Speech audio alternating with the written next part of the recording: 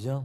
Eh ben, je remercie l'OMP de me donner l'occasion de faire cette présentation de travaux de sociologie dans un cycle de conférences. En observant les programmes, je constate que ce n'est pas si fréquent.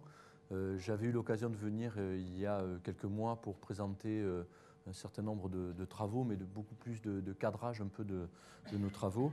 Et donc je profite aujourd'hui de l'occasion pour vous présenter quelque chose d'un peu plus opérationnel, un travail de recherche, mais avec un souci, je vais essayer de l'orienter pour justement qu'on puisse envisager dans la discussion à venir des opportunités et des éventualités d'interdisciplinarité, puisque je crois que aussi l'objectif de ces conférences, c'est aussi d'imaginer des approches entre des disciplines qui n'ont pas nécessairement l'habitude de travailler ensemble, mais dont la coopération pourrait être certainement très fructueuse. Donc c'est aussi dans cet esprit-là que j'ai essayé de concevoir cette présentation.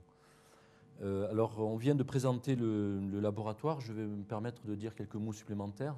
Donc, on est dans ce laboratoire CNRS au sein d'un pôle qui s'appelle Politique environnementale et pratiques sociales, où on travaille sur les questions de l'eau, dont il sera essentiellement question aujourd'hui, mais aussi sur les questions d'énergie. Alors, c'est plutôt les pratiques de l'énergie, la consommation d'énergie, l'évolution des pratiques dans ce domaine, des ménages, mais aussi des collectivités, des entreprises. Il y a aussi des travaux qui sont conduits sur la biodiversité, et notamment sur les politiques de biodiversité, sur des comparaisons internationales de la conduite, par exemple, des politiques Natura 2000. Et aussi, il y a toute une série de recherches sur ce qu'on peut appeler aujourd'hui des conflits d'implantation d'équipements, à savoir que vous savez bien que dès lors qu'on veut implanter de nouveaux équipements, eh bien de suite émergent des mouvements qui prétendent, soit au nom de la protection de leur cadre de vie, soit plus généralement au nom de la protection de l'environnement, eh bien s'opposer à ces implantations, ou tout au moins peser sur les décisions. Donc voilà les orientations un peu de nos travaux. Alors moi je me consacre plus particulièrement aux questions de l'eau. Donc je voudrais aujourd'hui, dans la présentation que je vais faire référence à 3 programmes de recherche. 3 programmes de recherche où vous verrez, je n'ai pas essayé de tenir la présentation d'un seul, mais bien de croiser différents résultats qui sont tirés de ces 3 programmes. Donc il y a un programme interdisciplinaire développement urbain durable, c'est celui qui a été évoqué, qui s'appelle Eau des villes, eau des champs. J'expliquerai un petit peu plus loin pourquoi. Ce deuxième programme, il est articulé au précédent, un programme du ministère de l'Équipement des Transports et du ministère de l'Écologie, qui s'appelle Politique territoriale et développement durable, où aussi on travaille sur ces questions de protection de l'eau potable. Et enfin, le programme Zone Atelier à Dour-Garonne, qui est actuellement en cours, où on travaille notamment sur un secteur de la Garonne moyenne, que j'utiliserai quelques résultats, et ces travaux sont aussi conduits dans le cadre du groupement EcoBag. Donc, le point de départ, c'est la réaffirmation d'un enjeu autour de la protection de l'eau potable. Donc ça, c'est en quelque sorte le problème social qui nous permet de rentrer dans la problématique que je vais évoquer ensuite. Ce qu'on constate depuis quelques années, c'est un paradoxe, c'est-à-dire qu'on observe une amélioration continue de la qualité de l'eau qui est desservie au robinet, et donc cette progression est régulière. Il y a de moins en moins de points difficiles de ce point de vue-là, mais par contre, ce qu'on observe, c'est une tendance à la dégradation de la ressource en eau brute du fait de problèmes de qualité bactériologique et du fait de problèmes de nitrates et de pesticides. Alors on a tous en tête les problèmes qui sont survenus, qui surviennent régulièrement en Bretagne avec des interdictions d'arrêtés de distribution d'eau. Ça signifie donc que là on se trouve face à des difficultés, que l'eau brute qui est mobilisée pour produire l'eau se trouve de qualité sanitaire dégradée, et que donc elle ne permet pas de produire de l'eau du robinet de bonne qualité. Donc ce paradoxe-là montre qu'il y a entre les eaux brutes et l'eau du robinet toute une série de dispositifs techniques qui sont mis en place pour améliorer en quelque sorte et faire en sorte qu'on puisse avoir de l'eau conforme. La source de ces problèmes, elle est relativement connue aussi. c'est lié à un déficit d'assainissement des collectivités, même si une directive européenne prescrit des améliorations dans ce sens, avec des financements très lourds. Et puis un autre problème avéré, c'est celui des pollutions agricoles diffuses, qui, après quelques années de déni, aujourd'hui, on tend à reconnaître que ce sont effectivement des causes importantes dans la pollution des eaux. Je vais faire un petit panorama avant de rentrer plus précisément dans la problématique. Je vais faire un petit panorama quand même d'un certain nombre d'éléments qui permettent de voir tout ce qui se cache derrière le robinet, parce que ça, c'est un autre fait significatif, c'est qu'on tient depuis très longtemps les consommateurs complètement éloignés de tous ces arrangements très complexes qui ont lieu pour acheminer de l'eau à leur robinet. Alors ça tient certainement à une culture qui fait que déjà on ne peut pas s'occuper de tout, et puis les services de l'eau, ils sont précisément là pour offrir ce service, mais on verra tout à l'heure que ça joue un rôle important quand même, cette forme d'opacité, je le dis sans sens péjoratif, mais ça a un poids quand même sur la conception qu'on peut avoir de la gestion de l'eau. Donc en France, il y a 35 000 captages, c'est presque autant que de communes, donc 96 anneaux souterraines, mais par contre, on voit que si on regarde en termes de volume desservi, les eaux de surface reviennent dans une plus forte proportion. Si on considère Anadour-Garonne, on a 350 captages anneaux superficiels et 6000 captages anneaux souterrains, donc vous voyez que la proportion est un peu différente. Si on fait maintenant un petit panorama de la qualité de l'eau à partir de données de la DIREN de 2003, qui figurent dans le diagnostic du programme santé-environnement, ce qu'on observe, c'est que 85% de la population est desservie par une eau de bonne qualité bactériologique, 10,7% est soumis à des pollutions, à des contaminations ponctuelles ou périodiques, 3,5% de la population est soumise à des contaminations fréquentes ou chroniques qui seront liées à des mauvaises protections de captage. On verra aussi que c'est surtout dans des zones rurales que ces difficultés apparaissent, avec des zones de montagne difficiles d'accès pour protéger les captages.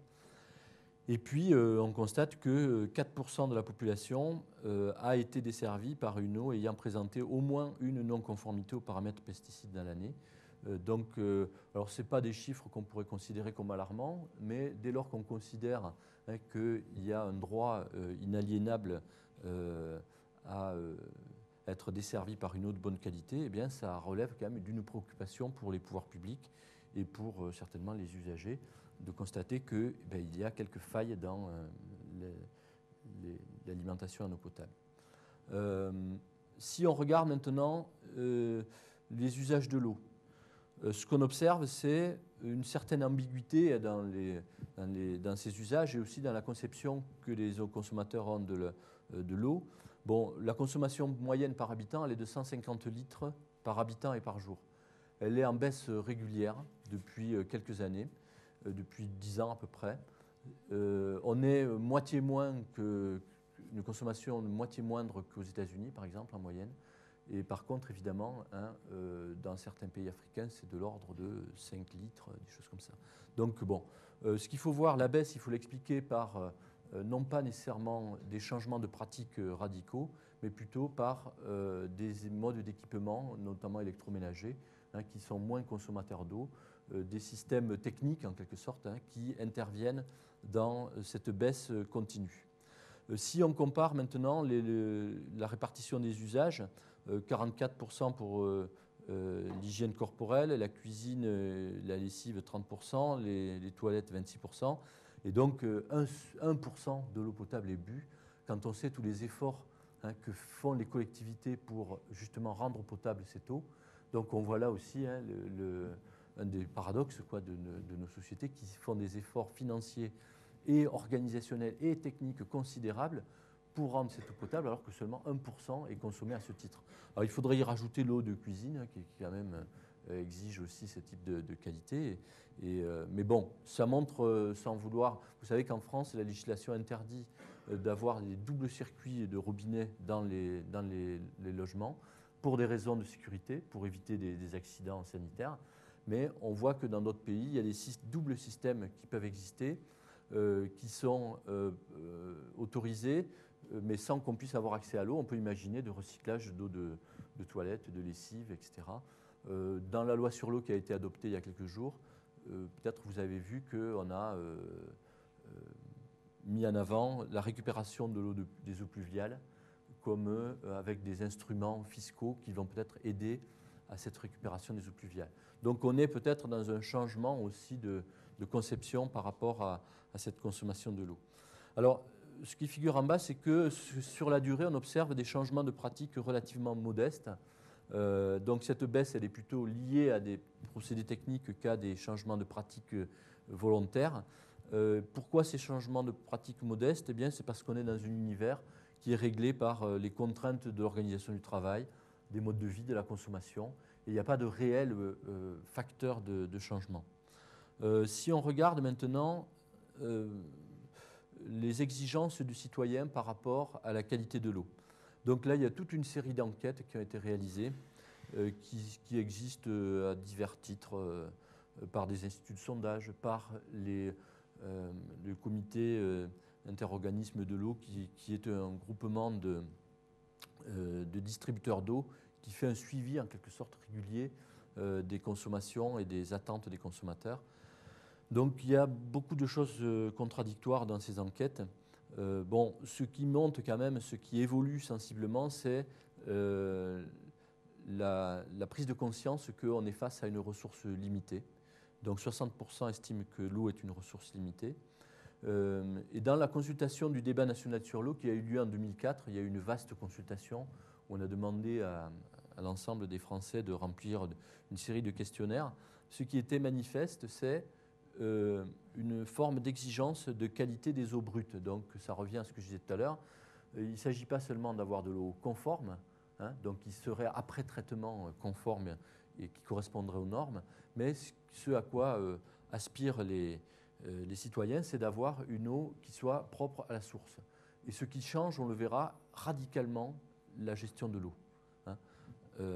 On passe évidemment d'une gestion plutôt par des moyens techniques, de l'ingénierie technique, à quelque chose qui relève plus de l'aménagement du territoire. Également, quand on interroge les Français sur quelles seraient les origines de la pollution de l'eau. Alors bon, encore une fois, il faut être prudent sur ces enquêtes-là, mais on voit se dessiner un certain nombre de tendances. On voit que les industriels arrivent en tête, avec une tendance quand même à la réduction de leur désignation comme responsable. Les agriculteurs sont en seconde position, avec plus un point en 10 ans. Et la contribution ou la responsabilité des ménages est jugée à 15% de manière stationnaire. Lorsqu'on sait que précisément il y a eu toute une série de problèmes qui sont liés à des problèmes d'assainissement, ça montre aussi une vision un peu stigmatisante sur certaines activités et qui n'est pas tout à fait conforme à la réalité par rapport au point de nuisance sur la question de la qualité de l'eau. Donc parallèlement à ce que je viens d'évoquer, cette prise de conscience des citoyens, il y a un encadrement juridique continu de la gestion de l'eau, avec une réglementation dense et qui est en évolution constante. Alors j'ai mis là juste les normes de potabilité. Il fallait, fin du 19e siècle, 6 paramètres pour déterminer la qualité de l'eau. On était essentiellement sur des critères organoleptiques basiques. Et aujourd'hui, on en est à 56 paramètres, donc avec une complexification croissante. Et évidemment, chaque fois qu'on rajoute des paramètres, eh bien, on devient plus exigeant sur un certain nombre de critères et sur les conditions de production de l'eau potable. Un autre élément de fondateur un peu de la loi sur la protection de l'eau, c'est la loi de 64 déjà, la loi sur l'eau de 1964 et la loi sur l'eau de 92 qui l'a rappelé, qui prévoyait l'instauration de périmètres de protection des captages d'eau potable pour 97. Il fallait qu'en 97, tout soit bouclé. Vous verrez tout à l'heure qu'on est loin encore de cet objectif-là, mais ça montre qu'il y avait un souci de protéger l'eau à la source. Un autre aspect, c'est le contrôle des rejets, avec toute la mise aux normes de l'assainissement des collectivités, avec une directive qui coûte énormément cher, c'est la directive eau résiduaire urbaine, dans laquelle les agences de l'eau investissent beaucoup pour aider les collectivités précisément à se mettre en conformité vis-à-vis de cet assainissement. Et c'est donc l'eau rejetée dans les milieux qui doit être un facteur aussi de la protection. Un autre levier, c'est l'amélioration des pratiques agricoles. Alors là, on a toute une série depuis les années 75, on pourrait dire, puisque la directive nitrate, enfin une des premières directives nitrate date de cette date-là, mais ensuite on a eu toute une série de réglementations et de dispositifs agri-environnementaux, donc des mesures agri-environnementales, MAE, le PMPOA, c'est le programme de maîtrise des pollutions d'origine agricole, qui contribuait à mettre aux normes les bâtiments d'élevage. Des dispositifs type Fertimieux, ça veut dire ce sont des dispositifs plutôt contractuels, incitatifs, qui accompagnent des changements de pratiques agricoles sur des espaces où on a observé des problèmes particuliers en termes d'excédent de fertilisants dans l'eau. Les contrats d'agriculture durable, qu'on a appelés aussi les CTE, les contrats territoriaux d'exploitation avant. Les GRAMIP, les GRA plutôt, c'est les groupes régionaux d'action contre les pollutions par les produits phytosanitaires, et celui des Midi-Pyrénées s'appelle le GRAMIP. Donc on pourrait dire presque un surinvestissement dans ce domaine-là, avec aussi des questions, on le verra, sur les résultats qu'on peut attendre de ce type de mesures. Si on regarde l'actualité récente, eh bien, ce qu'on observe, c'est une relance de la mobilisation institutionnelle dans ce champ de la qualité de l'eau. Et c'est là qu'on va venir aux questions de santé et environnement, vous allez le voir. Donc, le premier point, c'est la directive cadre européenne sur l'eau, dont aujourd'hui on parle beaucoup, n'est-ce pas, qui fixe à 2015 l'objectif d'atteinte d'un bon état écologique des eaux. Donc en Adour-Garonne, on est dans une phase où 9 questions principales, 9 enjeux ont été soumis à une consultation du public dans les mois qui ont précédé. C'était au mois d'octobre, novembre de l'année dernière. Et donc il y a eu tout un travail là, de consultation du public sur lequel peut-être on pourra revenir, mais qui a vocation à impliquer un peu plus les citoyens, les usagers dans les grandes orientations de la politique de l'eau. Autre élément, c'est le compte-rendu du débat national sur l'eau, ce que j'ai évoqué tout à l'heure, où la protection de la ressource en eau est présentée comme une priorité à atteindre, où on a donc là toute une série de mesures qui sont préconisées pour protéger cette ressource. Ensuite, il y a une loi importante qui est la loi du 9 août 2004 relative à la politique de santé publique et qui a conduit à l'élaboration d'un plan national et de plans régionaux qu'on appelle santé-environnement.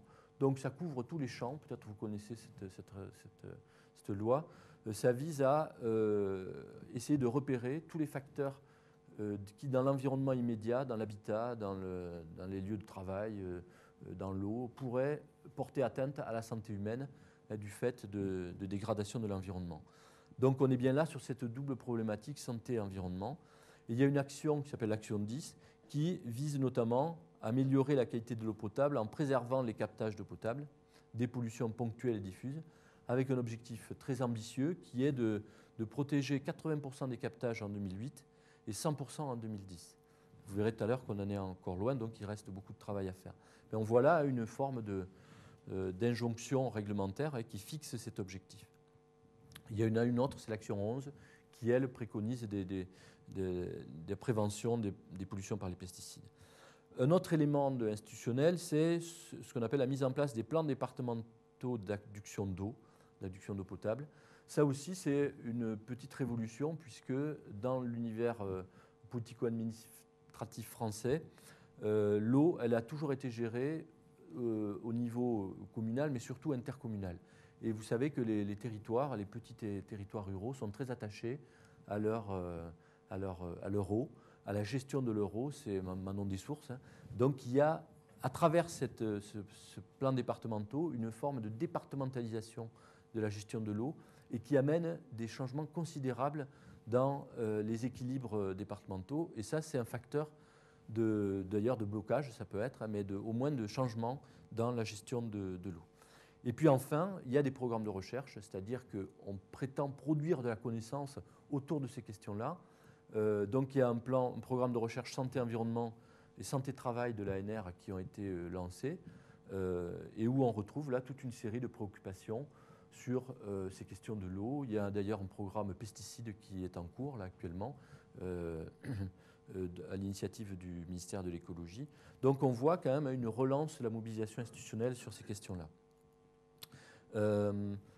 Parmi ces mesures, il y a donc les périmètres de protection de captage. Je vais en dire un mot puisque ce sera un peu l'objet aussi des résultats. L'objectif, c'est de prévenir des pollutions accidentelles. C'était sa vocation initiale. Mais on lui a rajouté l'objectif, sans que ce soit tout le temps explicite, de protéger aussi des pollutions diffuses. Donc, on a 3 types de périmètres. Un périmètre de protection immédiate. Ça veut dire que autour des points d'eau, je ne sais pas si vous avez déjà vu un point de captage, on établit un périmètre où on protège avec un accès, des grillages, pour éviter bien sûr que des personnes puissent introduire et qu'il y ait des risques de pollution volontaire. Et ensuite, on établit un petit périmètre où on évite évidemment de manipuler des produits qui pourraient polluer le puits. Ensuite, on a un périmètre de protection rapproché qui a vocation à être d'une dizaine à une centaine ou plus d'hectares, donc qui vise là à protéger de manière un peu plus large la ressource en eau de dégradation, et là on pense évidemment aux pollutions agricoles diffuses. Et puis ce qu'on appelle le périmètre donc les 2 PPI et PPR sont obligatoires et doivent faire partie du dispositif. Et ensuite, la loi a prévu, mais sans le rendre obligatoire, un périmètre de protection élargi qu'aujourd'hui on assimile plutôt à ce qu'on appelle le bassin versant ou le champ captant.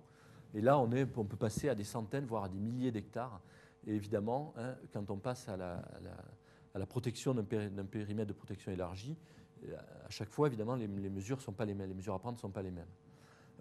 Si on regarde maintenant ce passage de l'intention à l'action, autrement dit, je vous ai dit, la protection des captages, elle a été initiée en 1964, rappelée en 1992, pour une échéance à 97. Et voilà, donc on a 25% des captages qui ont un périmètre de protection de captage. Ils desservent malgré tout 50% des volumes. Ça veut dire qu'on met l'accent sur les captages qui sont qui desservent le plus de population. En Midi-Pyrénées, si on observe, il y a 14% des captages qui ont un périmètre de protection qui a été adopté, qui est terminé, qui est achevé. Alors, beaucoup sont en cours, et notamment avec la relance qui vient d'avoir lieu, il y a toute une dynamique qui s'instaure, mais ça, je crois que c'est les chiffres de 2004. Donc, on constate quand même le grand décalage qu'il y a avec les objectifs. Et puis surtout, c'est lié à la difficulté de protéger des petits captages en zone rurale et de montagne, qui parfois desservent mais quelques habitations. Donc, en Ariège, on a plusieurs centaines de captages, dont certains sont très peu protégés et qui donc peuvent, avec les troupeaux, être soumis à des pollutions bactériaux assez fréquentes, et donc des risques importants dont l'administration est garante, puisque l'accès à l'eau est un droit inscrit dans la loi. Donc, si vous voulez, compte tenu de ce contexte, la problématique que l'on a posée, on s'est proposé d'interroger autour de cette question de la vulnérabilité de l'eau potable aux pollutions agricoles diffuses, d'interroger l'effectivité et l'efficacité de la réglementation de protection des captages. Donc évidemment, il ne s'agit pas pour nous d'aller faire des mesures pour voir si l'eau est bien protégée, mais c'est de voir si toute la procédure telle qu'elle est prévue, dans quelles conditions elle se déroule et dans quelles conditions on essaie de protéger la ressource à partir de cette procédure-là. Ce qu'on a fait également, c'est on a essayé d'inventorier et d'analyser toute une série de dispositifs de protection ou de gestion de l'eau potable. On verra que parfois, pour protéger, on prend un peu quelques détours. Donc, on va voir que on a recours à des réglementations, à des instruments de maîtrise foncière, à des contrats, à des dispositifs incitatifs, toute forme de dispositifs. Et au final, hein, l'objectif, c'est d'essayer d'analyser des formes de gouvernance territoriale de l'eau. Alors que ça veut dire? Ça veut dire qu'aujourd'hui, ce qu'on observe, c'est que selon les territoires, selon leurs spécificités, les modes de gestion de la qualité de l'eau sont très différents. Et on va voir que ça fait l'objet de rapports de force entre des intérêts très puissants, agricoles, mais aussi on va voir périurbains qui ne sont pas de même nature. Donc, gouvernance territoriale de l'eau, hein, on va essayer d'établir quelques éléments qui vont caractériser cette gestion de l'eau. Alors, ce travail n'est pas tout à fait abouti. On a remis un rapport ces jours-ci. Il reste encore à valoriser par des publications et je pense qu'on arrivera, sur ce dernier point, à des choses un peu plus abouties après en travaillant un peu plus les matériaux dont on dispose. Donc, ce qu'on a fait, on a utilisé 12 études de cas selon 3 problématiques territoriales. Donc, puisque, comme je viens de vous le dire, hein, on fait l'hypothèse qu'en fonction des enjeux du territoire, la gestion ne s'opère pas de la même manière. Donc, selon que l'on est sur une problématique rurale, où l'agriculture est la principale activité économique, où on a une pression démographique faible, on va voir que la gestion de l'eau, là, s'organise dans une configuration originale. Ce n'est pas la même chose si on est en problématique périurbain, ou dans des espaces sous pression démographique, où l'agriculture est présente, mais où elle tend aujourd'hui à être concurrencée par d'autres activités, notamment l'habitat résidentiel. Et vous pouvez imaginer que pour de l'habitat résidentiel, il faut de l'eau. Et donc, on voit déjà les tensions que ça suscite. Et puis, quand on est dans une problématique urbaine, ce qui se passe, c'est que dans les pôles urbains, l'eau des villes, elle vient des champs, le plus souvent. Et que donc, pour obtenir une eau de bonne qualité dans les villes, il va falloir aller négocier avec des acteurs qui sont sur des champs captants, souvent très éloignés. Et donc, encore une fois, ça configure une autre façon d'organiser la gestion de l'eau.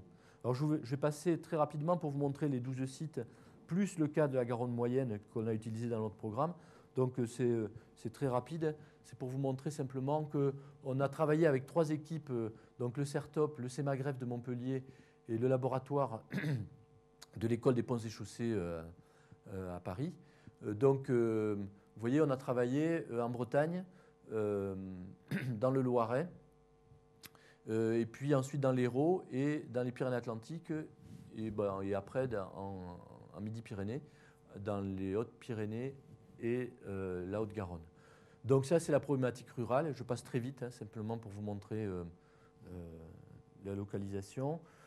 Sur la problématique plutôt périurbaine, donc là, on a des situations comme le cas de Vaquières, qui est à côté de Montpellier, une commune périurbaine où il y a à la fois de la viticulture, mais aussi de la pression aujourd'hui démographique. Donc, voilà. Et puis, les espaces à dominante urbaine. Donc là, on a étudié le cas de Orléans, avec un champ captant très éloigné et très, très rural. Narbonne, mais le cas n'est pas fini. Et ensuite, un cas limite, c'est le cas d'un petit syndicat à la périphérie de Tarbes, qui peut être qualifié aussi de périurbain, plutôt que peut-être d'urbain. Donc, quelles sont les dimensions que l'on a étudiées? Qu'est-ce qu'on regarde finalement quand on étudie ces différents sites, ces différents cas? Eh bien, on va regarder le type d'activité sur le territoire. L'agriculture, quel type d'agriculture on a à faire. Il est évident que quand on est dans la vallée de l'Adour avec du maïs irrigué et les conséquences que ça peut avoir sur l'eau, ce n'est pas tout à fait les mêmes problématiques. La Bretagne, évidemment, avec les problèmes des lisiers et des surcharges de produits nitratés. Donc c'est différent, donc on a regardé ces types de problématiques. Deuxième question, ou deuxième dimension, c'est la façon dont le problème de protection de l'eau vient sur l'agenda politique, on pourrait dire, ou médiatique même. On verra tout à l'heure dans un cas qu'il y a des situations où c'est la sonnette d'alarme qui alerte finalement la population, alors que dans d'autres cas, on est dans des cas très routiniers où les citoyens, les consommateurs ne sont pas du tout mis au courant. C'est un mode de gestion par les spécialistes des syndicats, etc. Un autre point, c'est l'organisation institutionnelle du territoire, comment elle s'organise sur le territoire. Et là, on analyse les relations entre syndicats, les collectivités locales, les organisations professionnelles, les milieux associatifs qui sont relativement absents en France, mais ça évolue sur un certain nombre de points. Ce qu'on observe également, c'est l'avancement de la procédure et puis la manière dont ces modes de régulation de l'eau potable sont ensuite adoptés, médiatisés. Ce qu'on regarde également, c'est les types d'accords qui sont passés entre agriculteurs et collectivités territoriales et des partenaires institutionnels. Et on va voir qu'il y a toute une série de mesures qui sont imaginées pour essayer d'améliorer l'eau potable. Et puis, ce qu'on appelle les dispositifs, donc c'est un peu tout ce que je viens d'évoquer, c'est une organisation. Ce qu'il faut observer aussi, c'est sous quelles conditions est-ce que des acteurs, et notamment des agriculteurs, sont prêts à y participer, qu'est-ce qu'ils veulent comme compensation. Et on verra que ça pose toute une série de problèmes, mais plus globaux. Et enfin, c'est la question de l'évaluation de l'efficacité économique, sociale et environnementale de ces dispositifs. Donc c'est au travers de toutes ces dimensions-là qu'on essaie de produire une caractérisation, une évaluation de ce qu'on pourrait appeler des gouvernances territoriales de la protection de l'eau. Alors, je vais prendre quelques exemples sur Garonne moyenne et puis après sur d'autres sites, mais pour vous montrer un peu à la fois cette complexité et le fait que l'usager il a souvent du mal à s'y retrouver, mais que ça peut se comprendre. Alors on a ici, même si les couleurs ne sont pas très fidèles, le secteur de Garonne moyenne entre Toulouse et la confluence avec le Tarn, qui est un secteur d'études sur lequel on travaille avec d'autres laboratoires de sciences des milieux naturels dans le cadre d'EcoBac depuis plusieurs années. Donc ce qu'on observe ici, ce sont les formes, les eaux qui sont distribuées en fonction de ce qu'on appelle des UDI. Alors qu'on ne voit pas très bien ici, les UDI, ce sont les unités de distribution. Et en général, quand vous êtes sur un territoire ici, vous dépendez de cette unité de distribution. Et donc il y a tout un dispositif de desserte avec des tuyaux, etc. Et on voit que sur la Garonne moyenne, on est principalement ici là, avec des eaux qu'on va dire mélangées, c'est-à-dire qu'on mélange des eaux souterraines à des eaux superficielles pour obtenir des eaux relativement stables. Bon, les eaux souterraines sont du coup ici, là, exclusivement, et des eaux superficielles. Toulouse est desservie par exemple par des eaux superficielles. Donc ça configure aussi le mode de gestion. Ensuite, ici on a une carte qui a été réalisée à partir de données collectées par le laboratoire d'écologie des hydrosystèmes, le LEH, avec qui on travaille, ce sont des puits agricoles. Alors évidemment, ce ne sont pas des puits d'eau potable, mais ça montre quand même la situation des nitrates dans la vallée de la Garonne, entre Toulouse et la confluence, sur 109 puits qui sont suivis, avec donc en rouge les dépassements d'un nitrate et en vert les teneurs inférieures à la norme. Alors évidemment, ils n'ont pas vocation à être utilisés pour l'eau potable, mais quand même ça dessine un peu la situation de la nappe alluviale. Et donc, quand on voit aussi qu'il y a de l'eau mélangée qui est utilisée, c'est aussi parce que les teneurs en eau des eaux souterraines sont très, très importantes. Donc ça, c'est pour contextualiser un petit peu. Maintenant, si on rentre dans les modes de régulation, c'est-à-dire les solutions qui sont adoptées pour essayer de protéger l'eau. Là, on voit qu'il y a une très grande diversité et on combine des modes d'action. On a des dispositifs techniques, des dispositifs de maîtrise foncière et, dans un troisième temps, des changements de dispositifs de pratiques agricoles. Donc ça veut dire que, parallèlement à la protection des captages, il y a toute une dynamique qui s'organise pour essayer de trouver des solutions. C'est complémentaire à la protection des captages. Alors, dans les dispositifs techniques, il y a une façon très simple, on pourrait dire, c'est lorsqu'un captage atteint des limites, on l'abandonne et on va en chercher un autre. Et aujourd'hui, alors il y a des chiffres au niveau national que je n'ai pas repris ici, mais on constate qu'il y a cette méthode a tendance à s'accroître un peu. Ce qui devient préoccupant, évidemment, parce que une fois qu'un puits est abandonné, il n'est plus répertorié dans les bases de données des administrations. Et donc, en quelque sorte, cacher ce puits que je ne saurais voir, si on passe à une autre ressource, on n'est pas dans une dynamique de gestion durable de l'eau. On est plutôt dans une logique de changer de ressource. Donc, je crois qu'ici, j'avais mis... alors, oui, voilà, j'ai mis quelques... Alors, évidemment, ce n'est pas lisible, mais je ne vais pas tout développer, mais j'ai mis quelques abandon de captage important dans ce secteur de Garonne moyenne. Hein, et donc ça, c'est des captages abandonnés et des autres dont l'abandon est programmé. Alors pour certains, regardez ici par exemple sur le secteur de Moissac, hein, raison principale, présence de pesticides à la nappe et captage en zone urbaine. Ici, on est sur présence phytosanitaire. Ici, parfois, on est sur des situations, je crois, voilà, où l'installation est à refaire. Donc ça veut dire que parfois, peut-être, il vaut mieux aller investir ailleurs que de rester sur ce captage-là. Il y a parfois des débits insuffisants, je crois, mais évidemment, lorsqu'on constate qu'un captage est abandonné en raison de problèmes de pollution de l'environnement, la logique voudrait qu'on fasse un travail derrière pour essayer de le restaurer. Et ce qu'on observe précisément, c'est qu'il y a plutôt une logique d'écarter ces captages. Voilà. Donc un autre outil qui aujourd'hui est devenu très utilisé, c'est l'interconnexion. Autrement dit, et là on est dans une solution technique pure, l'idée c'est interconnexion, c'est d'interconnecter des réseaux et de faire passer de l'eau d'un côté à l'autre. Donc ça veut dire, au départ c'est souvent pour assurer l'approvisionnement, c'est-à-dire que dans les périodes de sécheresse comme on a eu, il y a eu des inquiétudes sur l'approvisionnement. Donc l'idée c'est de sécuriser l'approvisionnement par des interconnexions. Et aussi de sécuriser la qualité de l'eau, c'est-à-dire quand on a une eau de mauvaise qualité, on va la mélanger avec une eau de bonne qualité et on obtiendra une eau de moyenne qualité. Hein. Et donc il y a cette logique qui est de mélanger des eaux par des systèmes d'interconnexion. Alors vous avez entendu parler au niveau international, il y a beaucoup aujourd'hui de systèmes d'interconnexion. Alors l'Espagne a des projets énormes qui sont très controversés, vous avez entendu parler, peut-être des transferts de bassins du nord vers le sud, alors pour aller arroser, dit-on, des champs de golf et soutenir le tourisme de masse en Espagne. Donc ça soulève d'énormes controverses.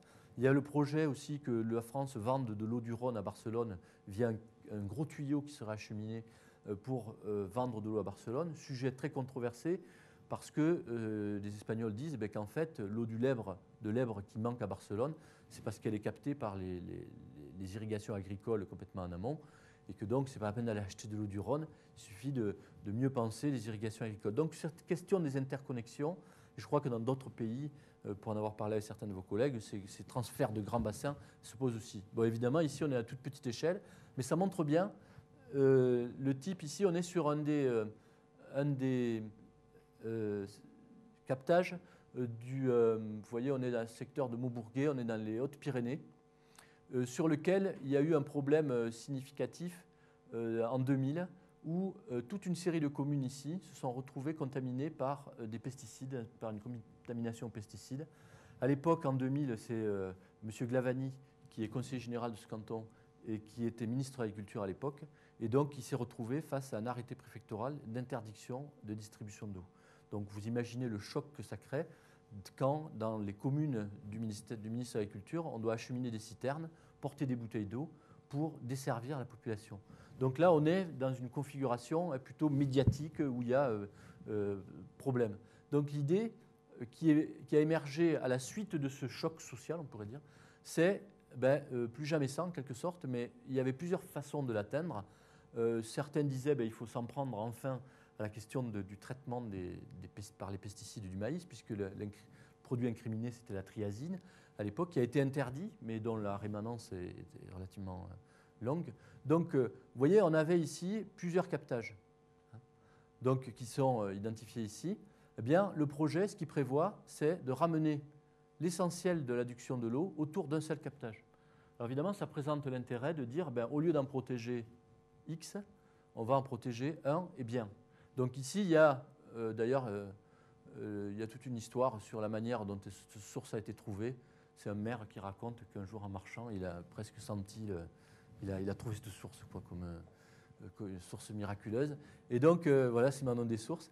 Et donc vous voyez le système, alors c'est juste pour montrer un peu, on voit très bien visuellement qu'on fait dépendre toute une population très nombreuse d'un seul captage et ça permet d'abandonner les autres.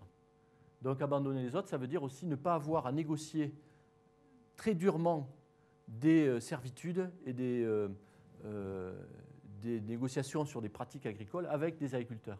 Hein. Donc on concentre le problème ici. Le maire a acheté 20 hectares autour avec de l'argent du contribuable. Et donc ensuite, toutes les connexions, évidemment, elles seront reportées sur la facture de l'usager, hein, puisque ça fait augmenter très sensiblement le prix. Hein.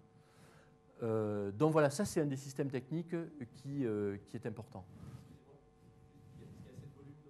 Alors voilà, alors, le volume d'eau, au départ, il était considéré comme suffisant.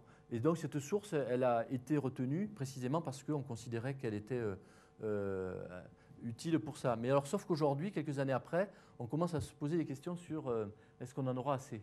Donc ça veut dire que certainement on imaginera peut-être d'autres appuis, hein, avec des captages annexes. Un autre point, attendez, je reviens juste, excusez-moi, ici. Donc, autre outil, c'est des dispositifs de maîtrise foncière. Non, pardon. Sur les traitements, il y a aussi tous les traitements techniques que l'on connaît, les stations de nitrification, les membranes, toute une série d'innovations techniques. Il y a des maires qui revendiquent aujourd'hui l'utilisation de procédés qui font venir d'autres pays pour essayer justement de trouver des solutions plus durables. Mais ça, on sait aussi le coût que supposent ces stations, ces procédés techniques. Aujourd'hui, d'ailleurs, il y a certains opérateurs d'eau qui louent ces stations.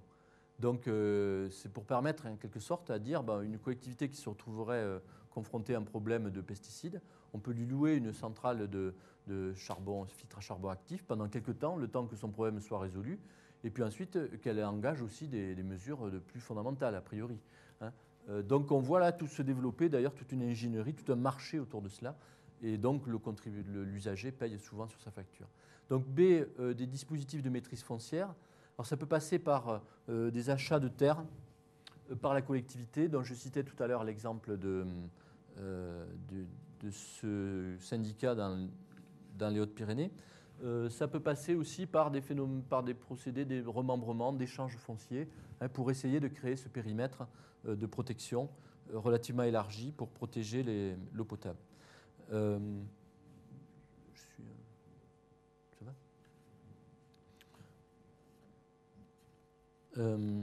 Donc sur le troisième point, il y a là aussi, je l'ai évoqué tout à l'heure, des changements de pratiques agricoles qui sont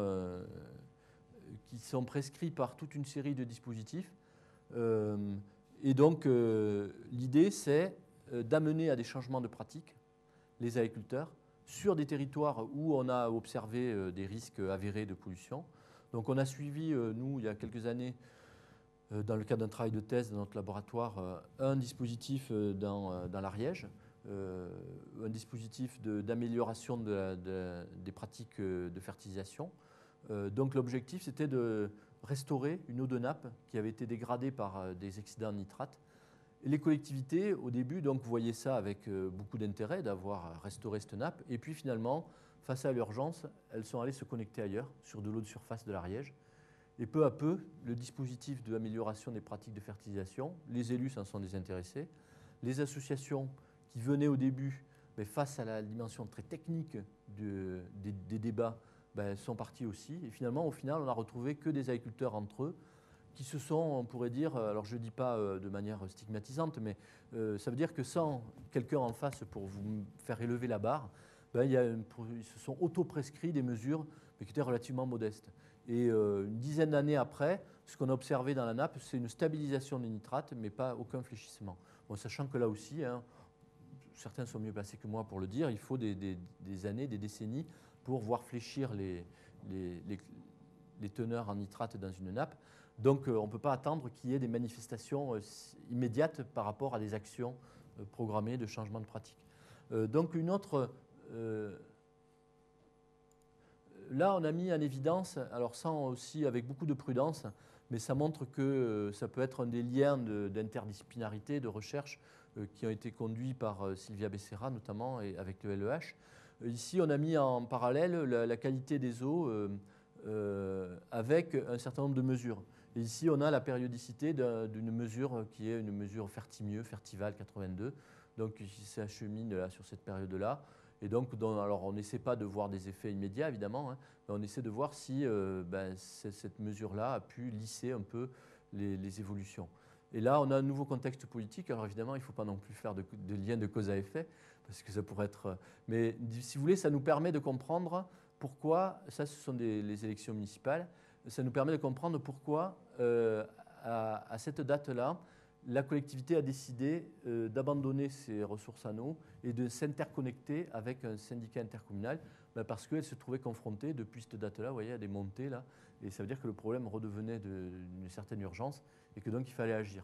Donc si vous voulez, ça permet de mettre en relation des données sur la qualité de l'eau avec aussi des variables qui sont plus sociologiques sur la gestion de l'eau. Sur la question des... Si je reviens juste un instant sur ces dispositifs de changement de pratique, il y a aussi des dispositifs contractuels où on va un peu à l'encontre de ce qu'on appelle aujourd'hui le principe pollueur-payeur. Donc vous avez peut-être vu que dans la loi sur l'eau qui a été votée il y a quelques jours, il n'a pas tenu véritablement ses promesses, ce principe, puisqu'il a été relativement écarté.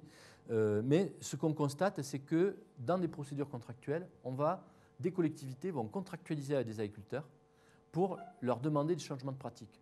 Donc par exemple, sur un des syndicats qu'on a étudié, dans le 64, c'est 170 € par hectare et par an pour respecter un niveau d'apport de fertilisants sur les terres, donc d'apport de nitrate. Donc ça représente à peu près 13 000 ou 15 000 € sur l'ensemble du périmètre, et le syndicat considère que c'est très peu cher par rapport aux bénéfices qu'il pourra en retirer de non-traitement de l'eau, etc. Et donc aujourd'hui, ce sont des dispositifs qui tendent à se développer, mais avec, alors parce que donc il ne serait pas cher si on n'a pas à traiter l'eau derrière. On achète en quelque sorte aussi la paix sociale, parce que je ne vous cache pas que quand il faut aller négocier avec les agriculteurs, soit une sanctuarisation de certains territoires sur lesquels il y a des pratiques agricoles, eh bien, ça soulève des heurts très importants. Je n'en ai pas parlé sur le cas des Hautes-Pyrénées, mais j'aurais pu. Là, il y a eu des rivalités et des conflits très très forts. Donc en quelque sorte, par ces contrats, on achète la paix sociale, on apprend aux agriculteurs à changer leurs pratiques et donc on assure aussi la protection. Alors ce qui est critiqué dans ces dispositifs, c'est que c'est leur légalité finalement. C'est de dire, est-ce qu'on peut payer des gens pour qu'ils respectent la loi, puisque ça revient un peu à ce type de choses. Donc ça pose des contradictions fondamentales.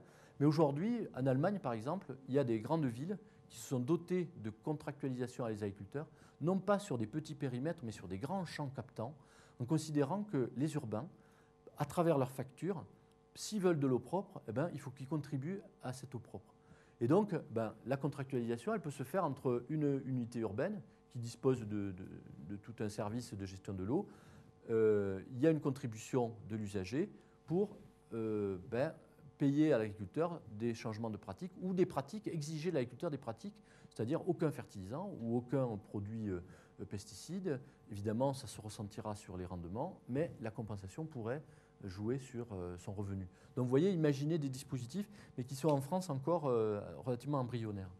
Donc voilà, alors vous voyez que la palette des dispositifs est relativement importante. Alors pour passer maintenant, et je m'achemine vers la fin, ce qu'on a regardé, c'est quels étaient les facteurs qui pesaient sur la gestion de l'eau. Donc je vous avais en arrière-plan l'idée santé et environnement, mais on va voir que c'est beaucoup d'autres facteurs qui interviennent. Donc ce qu'on va voir, c'est différents types de pressions qui apparaissent.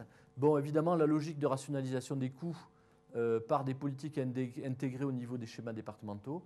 Alors, ça peut paraître paradoxal, c'est que cette logique de rationalisation des coûts, ça veut dire on ne va pas mettre des stations de traitement partout. Et donc, par exemple, l'interconnexion, c'est une façon de rationaliser les coûts, même si on va faire porter le coût de cette interconnexion sur l'usager qui va voir augmenter le prix de l'eau potable. Mais par contre, pour la collectivité, ça peut être un gain de financier.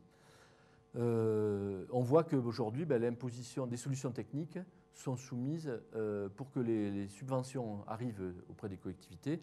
Il faut qu'elles respectent certaines règles des schémas départementaux.